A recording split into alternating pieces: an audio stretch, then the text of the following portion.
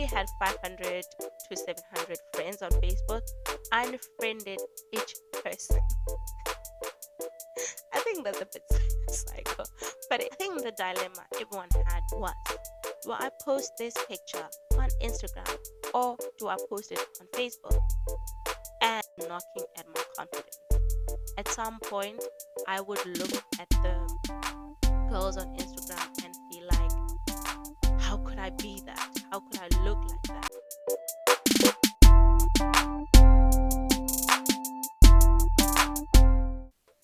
Hello and welcome to How's Your Heart podcast. Igama lami ndinguLindo Kuhle.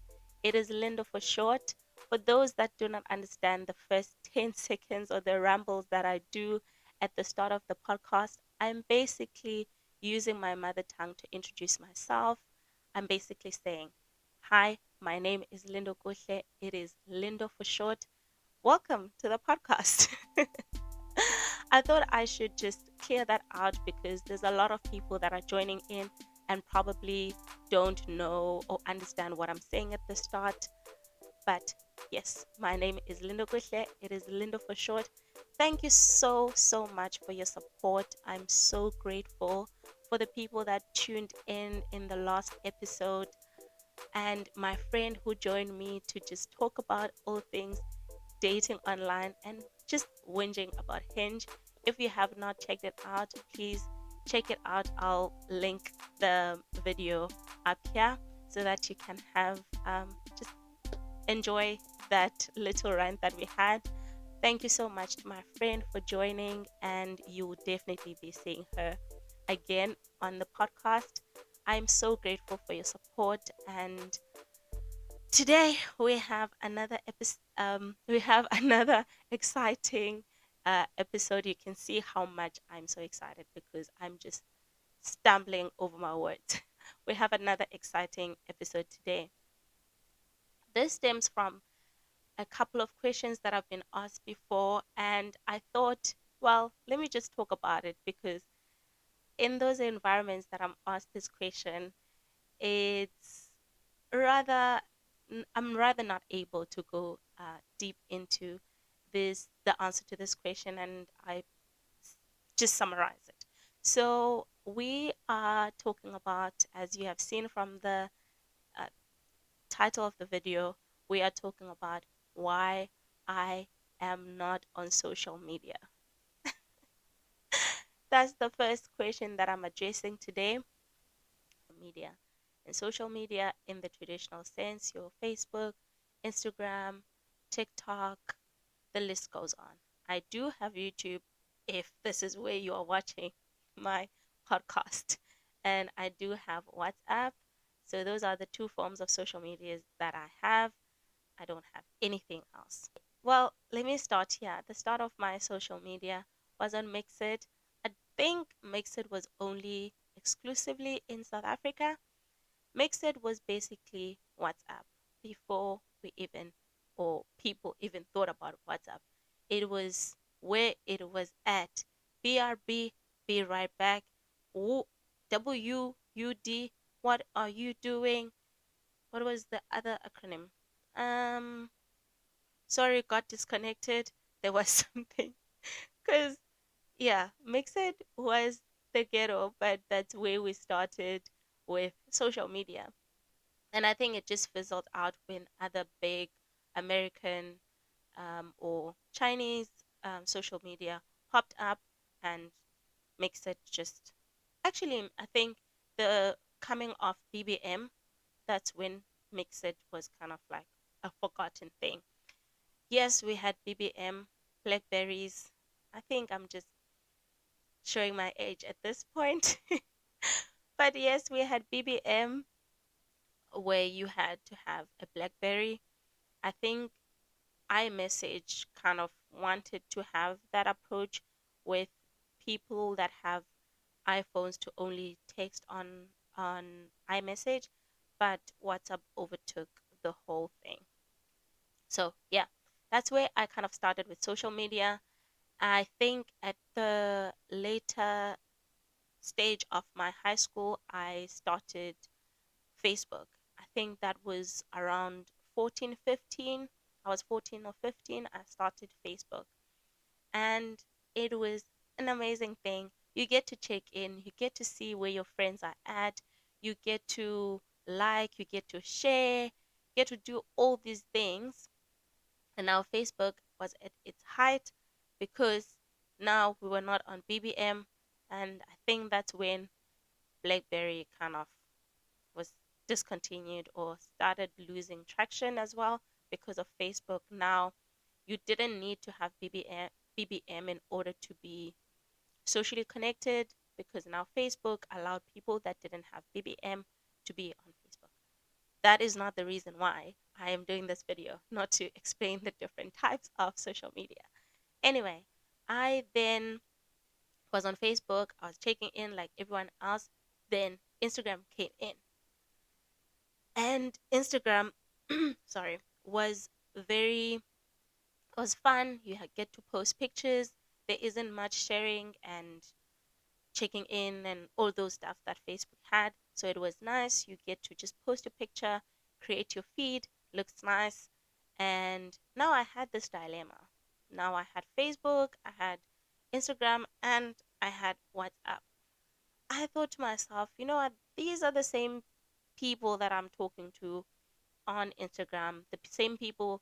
I think the dilemma everyone had was, do I post this picture on Instagram or do I post it on Facebook?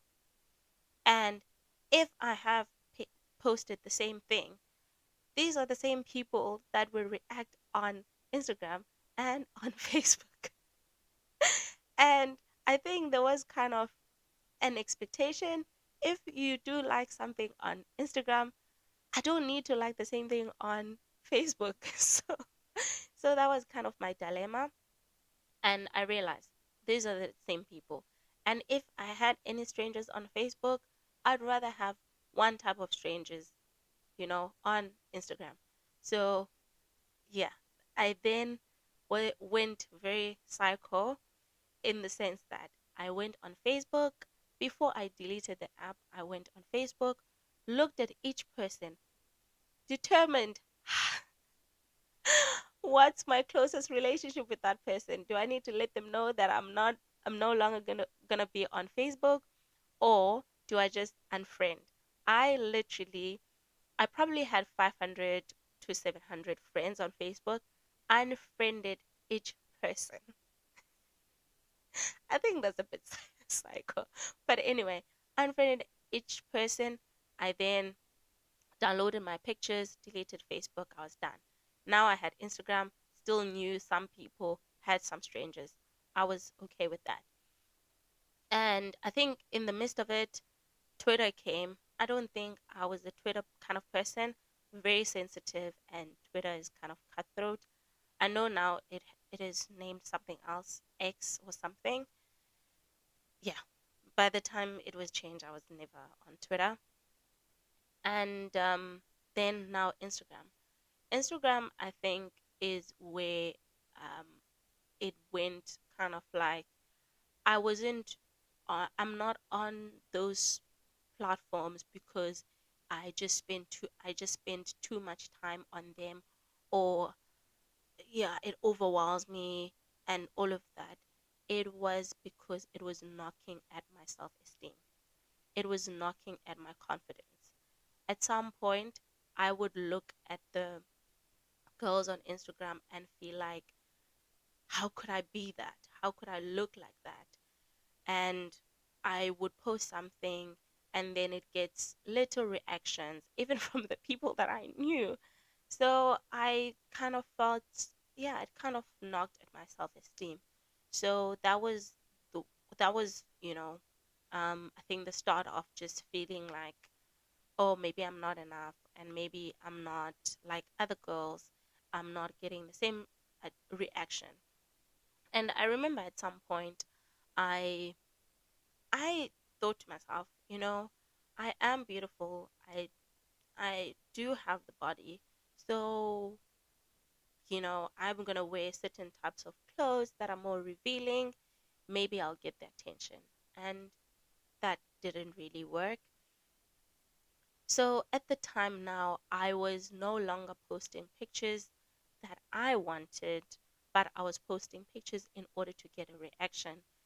Also, there was this thing where Instagram had to look a certain way. There was a theme, and you'd kind of see the theme. It was a lot of pressure. It was a lot of pressure. Where now, even when people post love, they'll post it in such a way when you look at the whole profile, that whole those whole blogs spell love, and it was just, you know what? It was just too much for me, and I wanted to be able to do those things. I wanted to be able to have a certain theme, or what do they call it? Like filter. You'd see people's Instagram, they're very well curated. They look the same. The photo on all the pictures look the same. And yeah, I think YouTube was picking up as well. There was a lot of makeup content. So all the girls on Instagram, they looked the same. They looked the same. They did their makeup the same, and they had the similar weaves or wigs.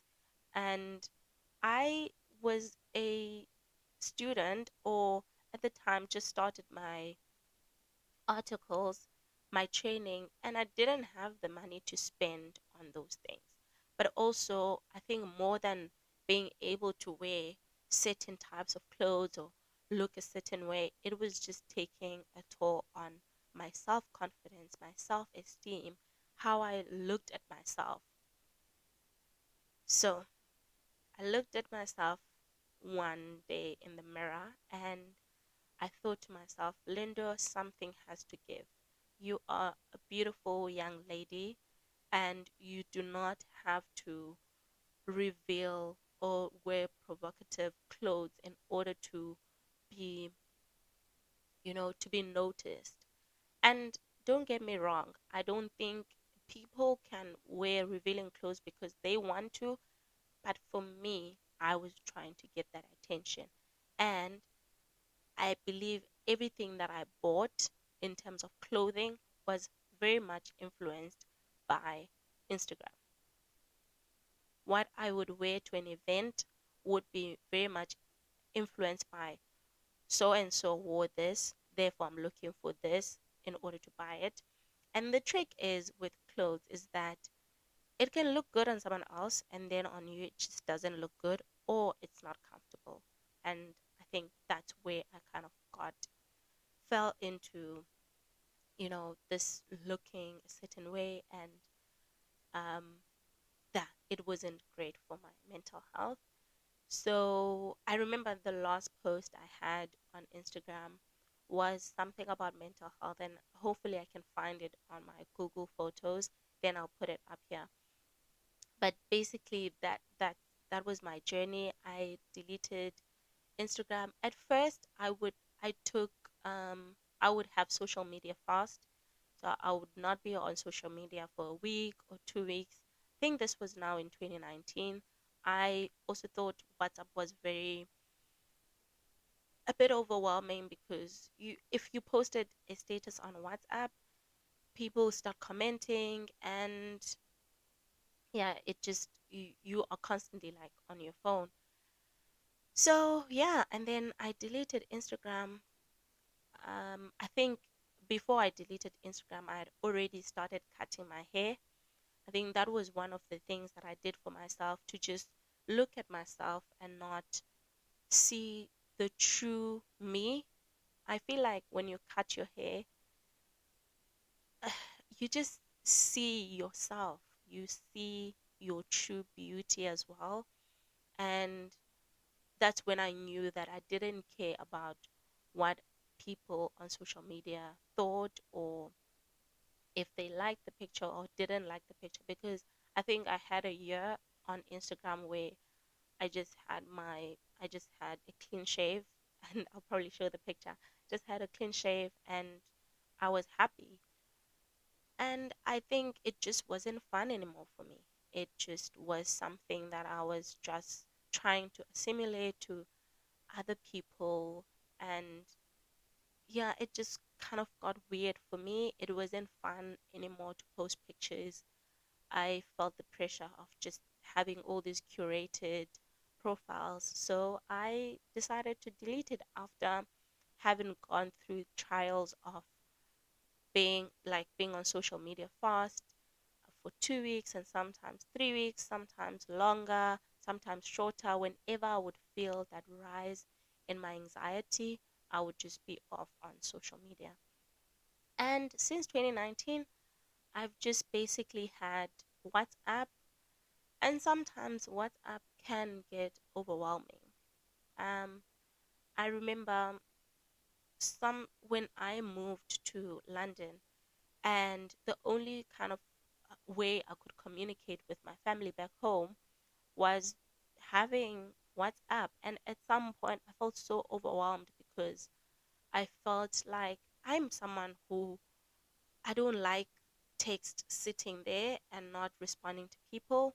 And so I'm constantly just answering. And sometimes it's not even like an important conversation that I'm answering to. I could just let it sit there, but I just that's not me. So I also felt, and sometimes I feel that WhatsApp takes up that much time in terms of just mentally as well, because I am someone that struggles with anxiety. And whenever I just, whenever I actually said this to someone this week, whenever I'm posting more than two statuses or status updates, know that's when I'm not okay. I know people check on you when you've not been on WhatsApp for when you've not posted anything, they will check up on you. But for me, it's the opposite. If I'm constantly updating and you see more than two statuses, I'm not okay. I'm basically screaming for help because I'm kind of using that to numb what I'm feeling and just make jokes about certain things so that I can get talking to other people, engaging. But sometimes it is sometimes it is overwhelming. And that's the reason why I'm not on social media. It's because I wanted to find myself, like to know myself and to know that the things that I do, the opinions that I have, they are mine. I'm not influenced by anyone else. When I buy clothes, it's because I think I'm going to look good in that. I am not influenced by anyone. I'm not thinking, let me get this because this is what's trending on social media.